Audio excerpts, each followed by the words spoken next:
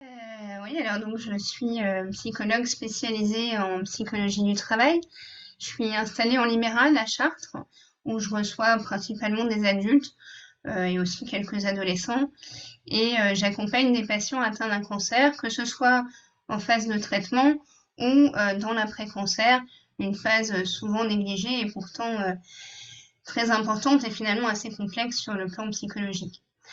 Je suis également consultante en entreprise avec l'idée de combiner performance économique et performance sociale, et surtout d'arrêter d'opposer les deux en intervenant autour de sujets tels que l'accompagnement du changement, l'amélioration des conditions de travail et la prévention des RPS. Et en fait, j'interviens aujourd'hui dans ce webinaire pour plusieurs raisons.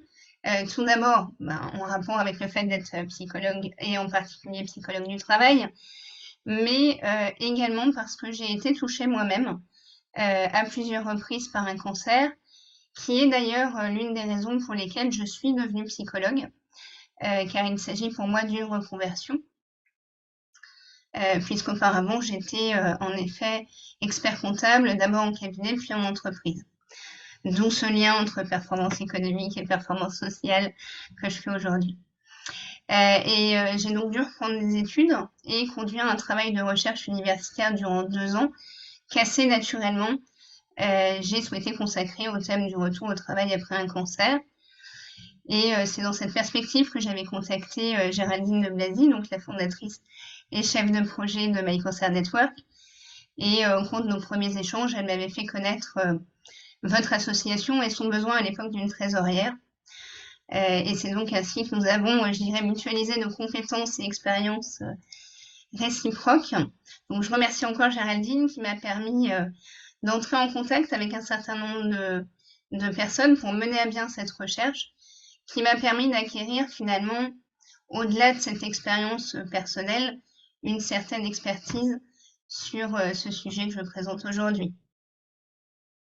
Alors sur ce thème justement du retour à l'emploi après un cancer, on avait déjà présenté un premier webinaire donc qui avait été animé par Laetitia Roulin, donc médecin du travail, Camille Lenude, assistante sociale, et donc Géraldine de Blazy, donc qui est psychologue, donc qui avait pour objectif vraiment de voilà de présenter comment bien préparer sa reprise du travail. Alors on suit un peu cette démarche de reprise du travail de façon chronologique, donc c'est pour ça qu'aujourd'hui vous nous proposez de nous focaliser sur la reprise du travail et en elle-même. Alors, la première question, ce serait un peu à quoi s'attend qui suivent justement cette reprise. C'est ça. Alors en fait, on parlera des moments qui suivent le jour de la reprise du travail, mais pour ça, bien sûr, on sera obligé de reprendre des éléments déjà évoqués dans le premier webinaire, parce que tout le monde n'a pas pu le suivre ni regarder le replay, et puis parce qu'il paraît utile de repartir de certaines des bases qui ont été posées, tout simplement aussi parce que la reprise du travail, elle se déroulera aussi en fonction de la façon dont elle a été préparée, selon qu'on a bénéficié ou non d'une visite de pré-reprise, qu'on a décidé de parler de son cancer à son employeur et ses collègues ou pas, qu'on bénéficie d'un temps partiel thérapeutique ou pas, etc. Et on essaiera d'aller plus loin, notamment pour préciser ce qui est susceptible de se passer au moment de la reprise, dans les mois, voire les années qui suivent, ce qui nous amènera à parler de trajectoire professionnelle après un cancer. Vous voulez dire que donc la reprise du travail ne signe pas forcément justement la fin et que le retour à la normale après le cancer. Alors effectivement, on verra que le processus, il est plus long et plus complexe que cela, du moins pour certaines personnes, hein. Il y a des gens pour qui ça se passe très rapidement. C'est d'ailleurs pour moi l'occasion de préciser que ce que je vais présenter, il est appuyé sur des travaux de recherche, par la littérature scientifique, mais aussi par les observations que nous réalisons dans nos pratiques, qu'elles soient professionnelles ou associatives. Pour autant, ça ne signifie pas que les personnes font l'expérience de toutes les attitudes ou ressentis qu'on va décrire. Il faut bien comprendre que chaque personne, elle est unique, qu'elle va réagir à l'expérience du cancer en tant que telle. Le but, il est ici, en fait, d'être, je dirais, de présenter un maximum de situations rencontrées pour être le plus exhaustif possible, de façon à ce que les personnes ne soient pas surprises si, éventuellement, je dis encore, elles y sont confrontées. Mais heureusement, les choses se passent bien dans la majorité des cas, et davantage encore quand on les anticipe. Ce qui est le but ici, donc pas d'inquiétude. Alors moi je propose de revenir sur justement sur la décision de reprendre le travail. Qui en parle et aussi à quel moment? Alors, en fait, il est souvent fait une forme d'amalgame enfin de confusion entre la fin des traitements, leur établissement et donc la reprise du travail. Alors, ces différents événements, ils peuvent coïncider en termes de temporalité, mais il peut aussi s'écouler un peu de temps sans que ce soit anormal. Et je dirais même au contraire. Comme le disait Géraldine de Blazy au cours du premier webinaire, on recommande de prendre un peu de temps pour se remettre des traitements, mais aussi pour s'accorder du temps pour soi, je dirais finalement pour digérer tout ce qu'on a affronté et reprendre le travail sereinement ensuite. La difficulté, elle peut donc être de trouver le bon moment, c'est-à-dire ni trop tôt pour ne pas se mettre en difficulté, ni trop tard parce qu'en fait on voit que parfois plus on attend, plus ça devient difficile de reprendre. Mais en fait on constate qu'assez naturellement, du fait de cette confusion qui est faite entre fin des traitements et rétablissement, l'entourage va commencer à poser des questions. Tiens, qu'est-ce que tu vas faire maintenant? Est-ce que tu penses reprendre le travail, etc. Donc, par rapport à ça, la première chose qui me semble utile de rappeler, c'est que c'est une initiative qui doit émaner de l'intéressé lui-même ou de son entourage médical. En revanche, ça ne devrait pas être précipité par une forme de pression de l'entourage, qu'il s'agisse des proches ou de l'environnement professionnel. Alors idéalement en amont ou dès que la perspective de reprise du travail est évoquée, je rappelle l'importance, comme on l'a déjà dit, d'organiser une visite de pré-reprise avec le médecin du travail. Alors il faut bien comprendre qu'elle ne va pas précipiter cette reprise, bien sûr, mais elle permettra de l'anticiper, de répondre à certains de vos questionnements et de l'organiser dans les meilleures conditions possibles, notamment si des aménagements de poste sont nécessaires. Et c'est parfois à cette occasion qu'en fait on va vous avertir des potentielles difficultés liées à l'exercice de l'activité professionnelle qui n'ont pas forcément été anticipées, que ce soit par les professionnels de santé ou vous-même, parce qu'en fait au départ, assez logiquement et normalement, tout le monde était focalisé sur le soin. Mais donc il y a un temps pour tout, et une fois que les soins terminés, une fois les soins terminés, on peut considérer que la reprise du travail fait partie du processus de rétablissement. Et ce n'est donc pas parce que des difficultés peuvent se présenter qu'il faut baisser les bras, bien au contraire. Le maître mot, il sera donc d'anticiper, notamment pour bénéficier de tous les aménagements et dispositifs qui permettront de faciliter cette reprise. Alors, que recherchent les personnes au travers justement de cette reprise du travail? Alors, si vous voulez bien passer la diapo, merci. Donc on reprend le travail pour plein de raisons. Alors la première, elle est souvent d'ordre pratique, c'est la fin de l'arrêt de travail, le besoin aussi de retravailler pour des raisons assez matérielles et financières. Mais en fait, il est aussi question ici de la signification donnée au retour au travail. C'est en effet vu comme le moyen de retrouver sa vie d'avant, les liens sociaux, les rôles sociaux, dont l'importance a pu être réduite durant la maladie. Par exemple, on va retrouver ses collègues qu'on a pu savoir en difficulté le temps de son absence. Certaines personnes vont jusqu'à dire que c'est le moyen de retrouver une existence sur le plan social, une utilité, quand justement elles ont eu le sentiment que la maladie a mis tous ces rôles entre parenthèses. En fait, dans nos sociétés, il est pratiquement systématique de se définir par son activité et sa position socio-professionnelle. Et donc, dès qu'on est en retrait de ce monde du travail, qu'en reste-t-il C'est aussi le moyen de retrouver le contrôle de sa vie, d'en être acteur, alors qu'on a pu s'en trouver dessaisi et finalement subir d'une certaine manière la phase des traitements. Donc globalement, je dirais que les personnes touchées par un cancer, elles parlent souvent d'un retour à la vie normale, d'un retour à la vie d'avant, ce qui indique bien, comme on le verra tout à l'heure, qu'il y a un avant et un après, et que la reprise du travail matérialise en quelque sorte ce rétablissement. Donc voilà globalement les motivations qu'on va avoir au retour au travail. Plus rarement, il arrive aussi que des personnes fassent un lien entre la survenue de leur cancer et leur travail. Il peut s'agir de personnes exposées à un risque particulier, des produits connus comme étant cancérogènes, de façon beaucoup plus extensive, des personnes qui sont convaincues que le travail, et notamment le stress ou la fatigue qu'ils impliquent, sont à l'origine de leur cancer. Alors dans ce cas-là, le retour au travail il est souvent plus problématique et appréhendé avec beaucoup d'anxiété et donc la crainte finalement d'une récidive.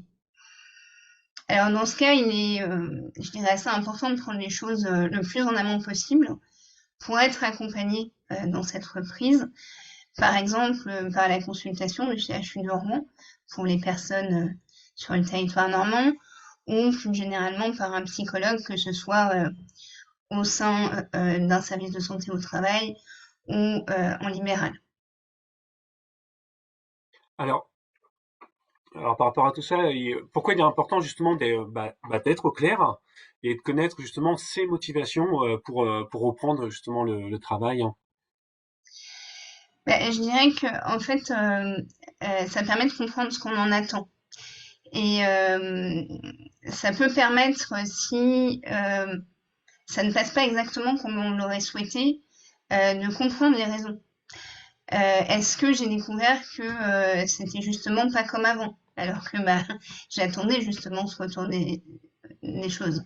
Est-ce qu'on m'a balloté de service en service à mon retour et bah, finalement ça m'a donné l'impression, la même impression que j'avais eue pendant les traitements, de ne pas être acteur de ma vie, y compris cette fois professionnelle.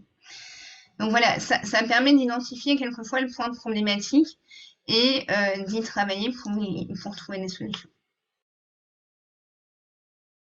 Donc, une fois que la reprise est décidée, puis surtout qu'elle est validée justement par le médecin du travail, qu'est-ce qui se passe? Alors, en gros, à quoi s'attendre justement à court terme? Alors, on l'a dit, hein, pour la majorité des personnes, le retour au travail il est une façon de tourner la page. Et elles pensent donc en être quittes de toutes les conséquences qu'elles avaient observées, que ce soit la fatigue, les douleurs. Alors malheureusement, c'est pas toujours aussi simple, d'autant qu'il faut tout à coup gérer le changement de rythme qu'implique la reprise du travail. Effectivement, avec l'arrêt maladie, on a parfois durablement modifié le rythme des membres de la famille et la reprise du travail peut le modifier à nouveau, suppose de gérer en même temps la vie familiale, la vie professionnelle, le travail de santé. Alors le travail de santé, si c'est pas évident pour tout le monde, en fait c'est la part des soins que le patient prend à sa charge. Donc c'est l'organisation des rendez-vous, le repos, le respect des prescriptions, etc. Et donc il va falloir combiner tout ça au moment de la reprise. Alors je le rappelle, plus on aura anticipé et préparé cette reprise, plus c'est susceptible d'intervenir au bon moment et plus les difficultés ont de chances d'avoir été anticipées. Mais voilà, concrètement, il faut s'attendre à du changement, à la fois dans l'entreprise et chez la personne qui reprend elle-même. Alors, on peut commencer par l'entreprise. En fait, il faut s'attendre à ce que les personnes soient plus les mêmes. On peut avoir changé de collègue, on peut avoir changé de responsable hiérarchique.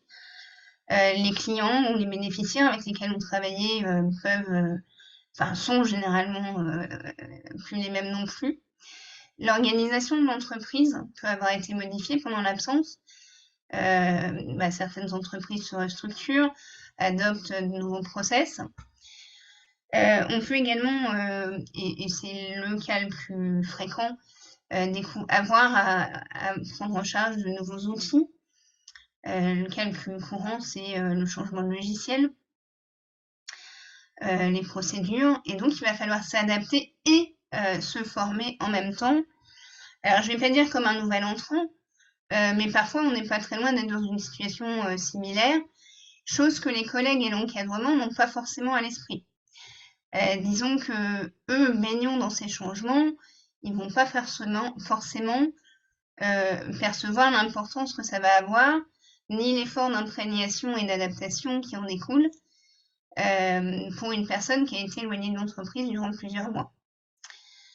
Et puis, plus rarement, on va avoir un déménagement ou un changement de site, mais là, je dirais que c'est quand même plus anecdotique. Du côté de la personne qui reprend, en fait, les changements qu'il va falloir appréhender, ils ont trait à plusieurs registres. Le côté esthétique, en fait, la personne, elle peut être gênée par l'image qu'elle a d'elle-même, donc influencée elle-même par le regard des autres, notamment sur les changements introduits par la maladie. On peut être mal à l'aise par rapport au fait que ses cheveux n'ont pas complètement poussé, ou par rapport à la prise ou la perte de poids qu'on a pu endurer. Ça va être des aspects physiques aussi, la fatigue, qui peut être importante et qui est rapportée dans une grande majorité des cas, des gestes qui peuvent devenir difficiles, voire être interdits. Donc globalement, il va falloir anticiper et, je dirais, accepter qu'on n'aura pas la résistance qu'on avait avant, d'où l'intérêt du temps partiel thérapeutique. Et il faudra le faire comprendre à son employeur et ses collègues. Sur le plan des aspects psychiques, on peut faire face à des troubles cognitifs, des difficultés de concentration, des pertes de mémoire, mais on va aussi avoir développé une nouvelle philosophie de vie dans laquelle les valeurs, le sens des priorités a changé. Le travail peut occuper une place moins centrale et souvent on donne une priorité au présent, par exemple. Donc tout ça, ça va impacter la relation que je vais avoir aux autres et donc ces aspects relationnels. On a parlé de la communication tout à l'heure, pas toujours aisée au sujet du cancer. Voilà, l'expérience vécue par la personne, elle instaure aussi un nouveau rapport aux autres et plus généralement au monde, du fait de ces changements de priorité de vie et cette façon de voir la vie. Et donc parfois on peut avoir l'impression de plus comprendre l'autre. Et enfin, donc sur les aspects organisationnels, en fait on va avoir justement la rupture, la mise en place de nouveaux rythmes et la nécessité de se réadapter. Alors tous ces changements, ils sont susceptibles d'altérer la confiance en soi. Ils peuvent donner le sentiment d'être en décalage, de ne plus retrouver ce qu'on avait connu au travail avant, d'où l'importance d'être au clair sur ce qu'on attend de cette reprise, comme on le disait tout à l'heure. Donc pour résumer, il est important d'avoir conscience à la fois que l'environnement de travail qu'on va retrouver, il est différent, mais surtout qu'on est différent. Et ce n'est pas comme si on revenait de vacances. On revient d'un arrêt maladie et pas de n'importe quelle maladie. Une maladie dont la gravité, voilà, a fait qu'elle se traduit par un certain nombre de changements qui ont trait à qui on est, mais dont on n'a justement pas toujours conscience avant de reprendre le travail. Alors, face à ces constats, justement, qu'est-ce qu'il est possible de faire, puis de mettre en place justement pour limiter ces difficultés? Alors, encore une fois, ce qui va être important, c'est d'anticiper et communiquer pour exprimer ses besoins. Tout d'abord parce que ça favorise la compréhension, notamment pour tout ce qui découle des séquelles invisibles, qui justement, parce qu'elles ne se voient pas, sont pas toujours identifiées par l'entourage et doivent parfois être expliquées. Sans quoi les choses, elles sont non seulement mal comprises, mais aussi quelquefois mal interprétées. Et surtout, en fait, en parlant, en communiquant autour de ces difficultés, on évite qu'on décide à votre place. Alors, à titre individuel, on peut suggérer, quand c'est possible, de reprendre certaines activités extra-professionnelles qu'on a souvent mises en pause pendant les traitements. En fait, ça va permettre de se tester, de développer à nouveau un sentiment de capacité dans un environnement qui, généralement, est moins contraignant, dans lequel on n'a pas ou moins d'impératifs de résultats. Deuxième chose essentielle, ça va être de sanctuariser le travail de santé, donc la part de soins que la personne prend en charge. Ce que je veux dire, c'est que c'est pas parce qu'on a repris le travail et qu'on dispose de moins de temps qu'on néglige les rendez-vous médicaux, bien sûr, l'activité physique adaptée, etc. Et je dirais même au contraire, c'est-à-dire qu'on devrait veiller plus que jamais à respecter ses limites en étant à l'écoute de son corps. Donc cette relation et écoute du corps qu'on a parfois découvert d'ailleurs à l'occasion de la maladie et qu'on ne connaissait pas forcément avant. Et dernière chose, pour ce qui concerne exclusivement la personne concernée, c'est qu'il va falloir se donner du temps. Les premiers jours et les premières semaines, elles ne prédisent pas le succès ou l'échec de la reprise, heureusement d'ailleurs dans certains cas. En fait, les choses, elles peuvent être difficiles et s'améliorer une fois qu'on reprend progressivement un rythme et qu'on reprend la main sur tous les changements qu'il a fallu appréhender dans l'entreprise. À l'inverse, les choses peuvent être aisées les premiers jours parce que votre supérieur ou vos collègues vous préservent et devenir plus difficiles ensuite. Donc encore une fois, chaque situation, elle est différente, mais il faut prendre du recul et éviter de céder d'un côté au découragement des premiers jours dans certains cas, ou à l'inverse, au côté grisant de la reprise, qui peut parfois conduire à abandonner précocement et même trop rapidement le temps partiel thérapeutique, par exemple. Sur le plan de l'entourage professionnel, alors je souligne l'intérêt de commencer par dire la façon dont on souhaite communiquer sur son cancer. Il faut savoir que souvent, en fait, les gens, ils savent pas comment s'y prendre avec la personne qui revient. On parle ici du tabou de la maladie, hein. Elles sont pas à l'aise. Voilà, est-ce que la personne a envie d'en parler? Est-ce que je vais la gêner si je lui en parle? Et si je lui en parle, de quoi je peux lui parler? Donc, finalement, je dirais que le plus simple, ça va être de dire les choses. On s'épargne à tous beaucoup de malaise et de questionnements. C'est pas évident, effectivement, mais je pense qu'il va être plus simple de dire, écoutez, moi, il n'y a pas de souci, je suis à l'aise avec le sujet, ou à l'inverse, écoutez, moi, je suis pas très à l'aise, c'est encore difficile pour moi d'en parler, ou bien, j'ai envie de passer à autre chose. Et donc, on peut parfaitement renvoyer les questionnements utiles vers le responsable hiérarchique qui pourra apporter des éléments de réponse. Et donc, c'est l'occasion ici de souligner le rôle que va jouer justement ce responsable. Et en effet, alors je dis bien quand c'est possible, parce que tous les managers sont pas à l'aise ni disponibles. Et on observe d'ailleurs dans la pratique qu'un manager qui ne comprendrait pas la situation du salarié qui reprend le travail, qui ne faciliterait pas les choses, en se faisant le relais de certaines informations manquantes, par exemple, auprès de l'équipe, eh bien, il peut compromettre cette reprise du travail. Donc, voilà, quand c'est possible, ça va être intéressant d'en faire un partenaire, et notamment de définir dès le départ un calendrier pour faire un point régulier avec lui. L'avantage d'avoir prévu cette entrevue, c'est que on se donne la chance d'avoir un peu de temps pour voir ce qui fonctionne bien ou qui mérite d'être amélioré. Et notamment, si les choses ne se déroulent pas aussi bien qu'on l'avait, aussi bien qu'on le souhaiterait, Si les choses demandent à être rectifiées, en fait, on peut être un peu plus gêné quand ça n'a pas été planifié de solliciter cette personne.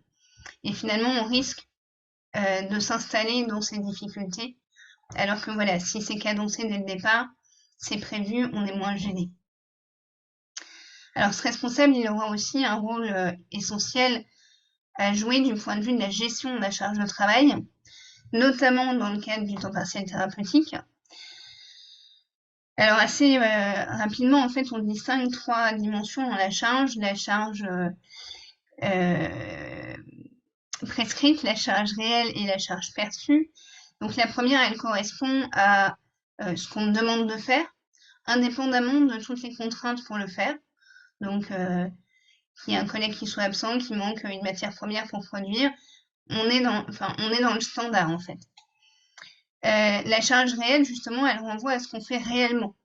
Donc, elle inclut tous les ajustements qui vont permettre de gérer ces contraintes, et notamment pour la personne qui reprend le travail, tous les changements intervenus qui vont alourdir cette charge. Le fait que les outils aient pu changer, qu'on ne connaisse plus les personnes, bah, tout ça, ça va alourdir les choses. Donc la charge réelle, forcément, elle sera plus élevée que pour un collègue. Et la charge perçue, elle correspond à la charge telle que je la ressens. Et dans ce contexte, elle risque forcément d'être alourdie du fait de la fatigue et puis des difficultés que je suis susceptible de rencontrer dans ce contexte-là. Donc voilà, il faut être doublement vigilant, à la fois au fait que les contraintes d'exécution du travail, elles risquent d'être augmentées, mais aussi que en temps partiel thérapeutique, par exemple, la charge de travail, elle doit nécessairement être revue à la baisse, et même, je dirais assez logiquement, elle devrait diminuer de moitié, même si c'est pas toujours le cas. Ça paraît une évidence, mais il faut le rappeler. Et dans ce contexte, je dirais aussi que il faut aussi faire attention à ne pas vouloir en faire plus pour se prouver qu'on est capable. Ça, c'est un grand classique. En fait, on veut rassurer son entourage professionnel, on veut se rassurer soi-même aussi, et donc on a tendance à en faire davantage. Et pour finir, je recommande de garder le contact et de ne pas hésiter à solliciter le service de santé au travail, notamment quand les échanges avec l'encadrement sont difficiles, de façon en quelque sorte à médier la situation auprès de ces personnes si besoin. Alors là, vous venez de répertorier les difficultés déjà susceptibles de se présenter au moment de la reprise et aussi les moyens d'y faire face au travail. Alors, est-ce que vous pensez que le cancer peut aussi apporter quelque chose à l'entreprise? Alors, et que paradoxalement, cette expérience peut être justement valorisée au sein de l'entreprise, hein. Alors effectivement, enfin je dirais heureusement d'ailleurs, face au cancer, voilà, il n'y a pas que des choses négatives, hein, loin de là. Et les malades développent des compétences, des savoir-faire et des savoir-être qui peuvent être valorisés professionnellement et venir enrichir l'expérience de travail. Je parle par exemple de la capacité à s'organiser, à gérer un projet en l'occurrence. Il a fallu être l'architecte de sa santé. Donc on a développé des compétences pour planifier les rendez-vous, les intervenants, fixer des objectifs, suivre la réalisation des différentes étapes qui ont été planifiées, etc. Donc on développe aussi des compétences en termes de gestion de projet, mais aussi de gestion des priorités, de gestion du stress, ça paraît assez évident. Et on développe aussi tout un ensemble de qualités qu'on peut appeler aussi des soft skills. Donc la pugnacité, la détermination et le courage, l'esprit d'équipe, hein, on s'est pas remis tout seul, on a mobilisé l'équipe de santé, son entourage, etc. Mais aussi la tolérance, l'humilité, la patience, la bienveillance. Et en fait, là encore, l'expérience, elle est individuelle. Donc là, je trace tout ce qui est assez général, mais il y a beaucoup de choses qui en ressortent.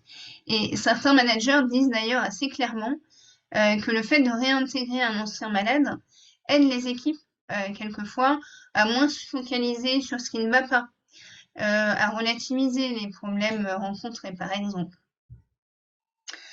Donc voilà, une fois qu'on est à l'aise avec son histoire de la maladie, il ne faut pas hésiter à mobiliser tout ce qu'on a acquis. Alors, il ne s'agit pas de faire de la maladie un étendard, hein, mais de ne pas forcément s'en cacher et d'oser mettre en avant ce qu'elle nous a apporté et qu'on peut apporter ensuite à l'entreprise.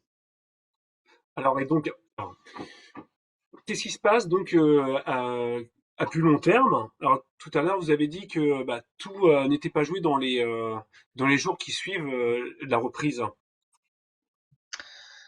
Alors oui, dans la majorité des cas, les choses se passent bien. Ce qui semblait difficile peut aussi ne pas l'être autant qu'on l'avait imaginé. Et donc la personne reprend progressivement confiance. Elle retrouve une certaine aisance et réacquiert une endurance, une résistance. Et finalement, comme on dit, c'est en forgeant qu'on devient forgeron. Effectivement, l'action, elle permet de retrouver un sentiment de capacité et aussi son identité professionnelle. Du côté de l'entourage, sur du plus long terme, on observe que les personnes se réhabituent, elles aussi, à travailler avec la personne. Et pour peu que le handicap restant soit invisible, alors quand il en reste, hein, heureusement, il y a des cas où tout va bien, on observe que quelquefois, il devient plus difficile pour les collègues de comprendre que la personne puisse encore ne pas pouvoir faire certaines choses ou qu'elle bénéficie encore d'aménagements qui, dans ce cas-là, peuvent quelquefois être perçus comme des avantages laissés à la personne. Et c'est là, encore une fois, qu'il importe de communiquer pour l'expliquer ou de passer par le responsable hiérarchique pour qu'il se fasse le relais auprès du collectif de travail. Excusez-moi, j'ai eu un problème de connexion. Vous dites que bah voilà, c'est ce qui se passe dans la majorité des cas, mais je suppose qu'il y a des situations qui peuvent être différentes. Alors effectivement, il y a des fois, ça va demander plus de temps. Et puis, quelquefois, à l'inverse de plus ça va, mieux ça va, bah, en fait, il y a des fois, c'est l'inverse. Et en fait, on dit que le travail, c'est le lieu de la confrontation au réel. Et donc, à mesure qu'on réinvestit le travail, on mesure également à quel point on a parfois changé. D'où cet intérêt que je citais tout à l'heure de reprendre des activités extra-professionnelles avant. C'est-à-dire que ça va permettre une forme de confrontation à la réalité, bon, qui est certes allégée, mais qui permet déjà d'anticiper un certain nombre de choses. Et parce que certaines fois, effectivement, les personnes décrivent le sentiment d'être en décalage, de ne plus se reconnaître ni dans le métier exercé, qui a perdu du sens, quelquefois, ni dans la société qui les emploie, dans son fonctionnement, ses valeurs, etc. Et aussi parce que quelquefois, on prend la mesure de ce qu'on a vécu très à distance. Il y a un petit effet ah oui, quand même. Donc voilà. Il y a dans la majorité des cas, ça se passe bien, mais quelquefois, à distance, on peut observer ce phénomène à retardement. Alors, et ces changements qui se traduisent, qu'on pourrait appeler du coup des changements de trajectoire, c'est assez fréquent ou non? Alors, la plus grande étude qui a été menée, elle a été faite sur le plan quantitatif par l'Institut national du cancer, qui a réalisé une étude longitudinale publiée en 2018. Il en ressort que donc plus de la moitié des personnes en emploi au diagnostic occupent le même emploi 5 ans après. Donc là, on est dans la majorité des cas dont on parlait. Plus d'une personne sur 4 en emploi au moment du diagnostic ne l'est plus volontairement ou non. Donc là, on est dans les cas où ça se passe plutôt moins bien. Et une personne sur 4 qui reste en emploi change d'emploi dans les 5 ans. Et on voit que les sorties d'emploi ou changements d'emploi constatés à 5 ans, ils interviennent majoritairement entre la 3e et la 5e année.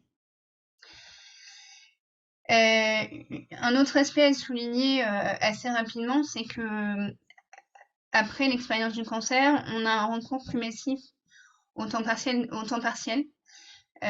je crois que c'est 35% des personnes qui ont réduit leur temps de travail et 13% sont passés d'un temps plein à un temps partiel, c'est-à-dire 5 points de plus que la population générale. Alors les facteurs significativement associés à une sortie de l'emploi, ils sont liés à l'âge,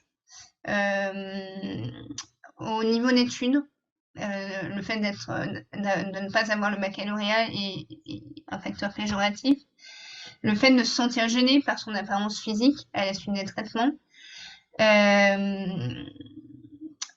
d'avoir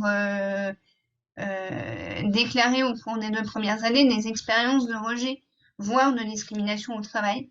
Voilà. En fait, l'avantage de ces études, c'est qu'elles listent, donc je ne vais pas tous les détailler, mais les facteurs associés à ces sorties d'emploi. Et à l'inverse, on observe que le principal facteur protecteur, il est lié au fait d'avoir bénéficié d'aménagement du travail au cours des 2 premières années. Donc là encore, l'intérêt d'avoir anticipé pour avoir pu en bénéficier. Donc ces chiffres, ils donnent en fait des ordres de grandeur, ils permettent d'identifier voilà, ces facteurs protecteurs ou au contraire pénalisants pour le maintien en emploi. En revanche, ils permettent pas de comprendre les mécanismes qui sont à l'œuvre, ce qui se joue en fait pour les personnes. Et c'est justement l'intérêt des études qualitatives menées, alors certes, forcément sur un plus petit nombre de personnes, mais qui permettent ensuite d'explorer ces mécanismes plus en profondeur et donc de réorienter ensuite de nouvelles études pour valider les hypothèses qui en découlent. Et vous allez donc là nous parler du travail justement de recherche que vous avez effectué. Oui, effectivement. Et donc pour cette recherche, je voulais élucider la raison pour laquelle, comme moi, une part importante des personnes reprenaient le travail, mais opéraient finalement un changement de trajectoire, alors que ce soit une sortie de l'emploi ou un changement d'emploi ou une reconversion, mais qui intervenait majoritairement très à distance du diagnostic et même parfois du premier retour au travail. Et donc j'ai exploré 2 phénomènes, les effets de ce qu'on appelle les remaniements identitaires, c'est-à-dire le fait que la personne change de quelque sorte avec le cancer, et le sentiment de capacité au travers d'un système qui détermine dans quelle mesure je me sens capable de faire ce que j'ai à faire au regard de qui je suis. Et j'ai donc interrogé des hommes et des femmes dont le diagnostic remontait à plus de 4 ans pour avoir ce recul. Et c'est ce qui m'a amené à établir cette typologie présentée sur la diapo, qui reste à valider sur un échantillon plus représentatif. Donc on a ce que j'ai appelé une trajectoire classique, donc un retour au travail dans les mêmes conditions, alors qui peut se faire progressivement, mais dans lequel l'objectif visé, il est de tendre vers un retour à la situation initiale.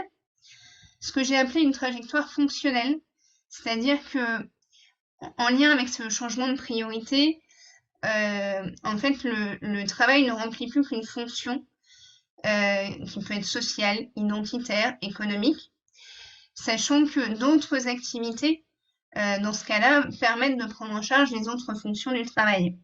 Et généralement, ce sont des choses qu'on a, en fait, on a découvert pendant la maladie que ces fonctions-là, elles pouvaient être remplies par d'autres activités que le travail. Et les 2 dernières trajectoires sont associées donc à un changement, donc une trajectoire interrompue, donc là c'est le cas de la sortie de l'emploi, que ce soit par invalidité, retraite ou globalement l'inactivité. Et ce que j'ai appelé une trajectoire en construction, c'est-à-dire qu'on a une reprise du travail qui est suivie de changements de poste par lesquels en fait la personne va se rapprocher par ajustement progressif d'une activité en rapport avec ce qu'elle est devenue, ou même d'ailleurs continue de devenir. jusqu'à atteindre un nouvel équilibre. Donc ces travaux, ils tendraient à montrer que les changements qui interviennent à distance de la reprise initiale, ils pourraient venir du fait qu'on découvre ou on ne comprend que le cancer nous a changé que progressivement, et notamment en se confrontant au travail, c'est-à-dire non pas comme on l'avait pensé au retour à la normale, mais au retour au réel.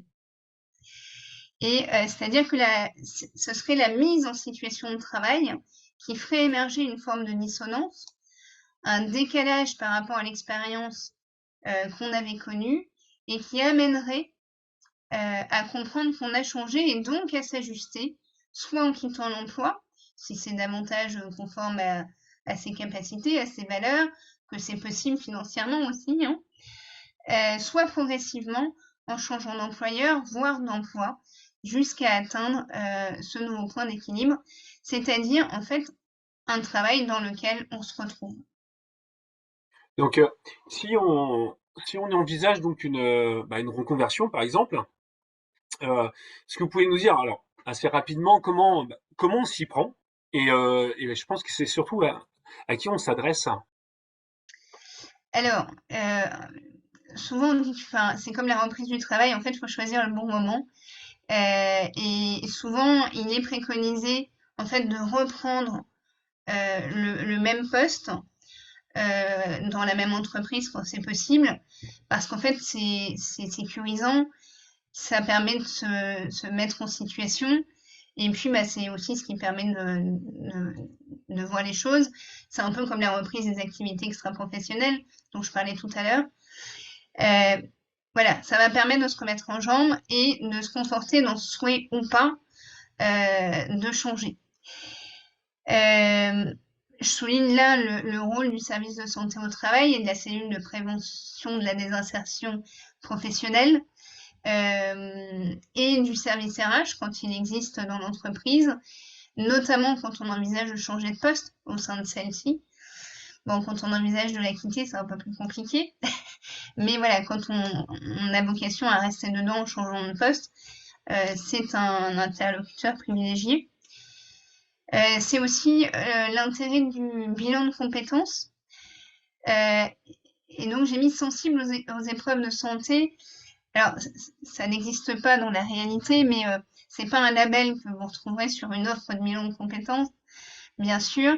Mais il faut savoir qu'il y a des travaux de recherche qui sont menés actuellement par l'Université des patients de la Sorbonne et l'équipe de Catherine Tourette-Turgis. Parce qu'en fait, comme on l'a vu, le cancer, il permet de développer des compétences, ce qui n'est pas forcément quelque chose de très intuitif pour une personne qui n'est pas sensibilisée au sujet.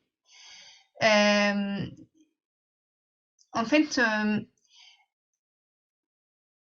le bilan de compétences, il comprend une partie dans laquelle on appréhende l'histoire de vie de la personne et bien évidemment l'épisode de la maladie est quelque chose d'important à prendre en compte et que ne prendra pas forcément en compte justement quelqu'un qui n'y est pas sensibilisé.